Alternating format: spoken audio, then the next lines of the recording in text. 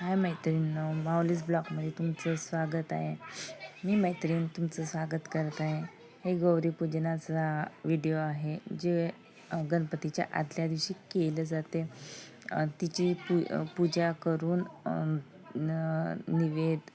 धूप अगरबत्ती त्याची घट स्थापना केली जाते आणि तिची पूजा केली जाते, आरती केली जाते. त्याच्यानंतर तो दिवस संपूर्ण उपास केला जाते. पूजा झाल्यानंतर उपास केला जाते. सायंकाळी पण आरती केली जाते.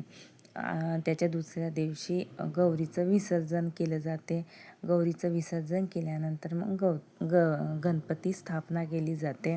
गौरीचे आज हे व्हिडिओ गौरी पूजनाचा दिवशीचा आहे. त्या दिवशी उपास झाल्यानंतर पेटपूजा तर झालीच पाहिजे. त्याच्यासाठी मग साबुदाणा खिचडी बनवली आहे. दिवसभर उपास म्हणजे छान वाटते, वातावरण मस्त वाटते. गौरी पूजन झाल्यानंतर प्रसन्न वाटते घरामध्ये. तिची स्थापना झाल्यानंतर मस्त वाटते. त्यामुळे हा व्हिडिओ गौरी पूजनाचा दिवशीचा आहे.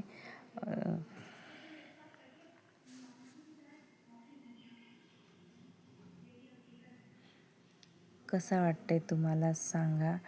आमच्याकडे गौरी पूजन केलं जाते.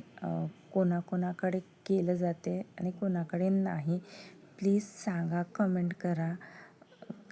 कारण तर ही गौरी पूजन प्रत्येकाकडे केलं जात नाही असं मला तरी वाटते, पण आमच्याकडे केलं जाते.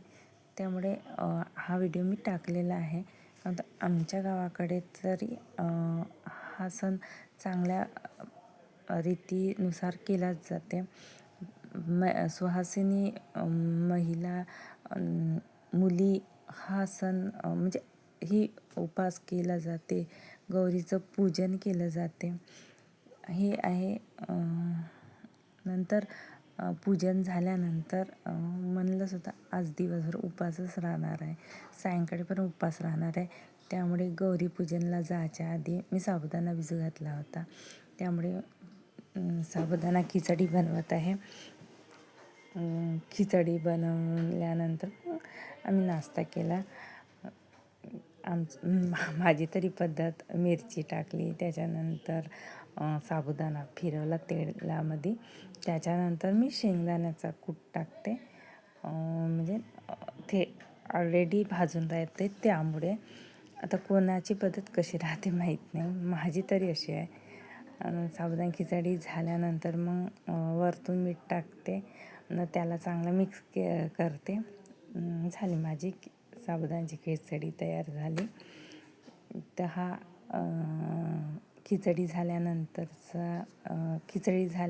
मग नाश्ता केला.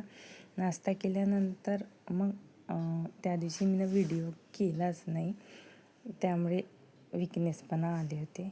दुसऱ्या दिवशी हा गणपती जेव्हा आम्ही स्थापना केलं, घरी गणपती बसते, गणपती स्थापना केले त्या दिवशीचा हा व्हिडिओ आहे. गणपती स्थापना केली, त्याच्यानंतर त्यांची पूजा झाली, आरती झाली. सगळेजण पूजा केले, आरती झाली. मग स्वयंपाक बनवला. आलू वांग्याची भाजी, भात, कढी, साधं वरण, असा साधा स्वयंपाक बनवली, नैवेद्य दाखवली आणि गणपती बसल्यानंतर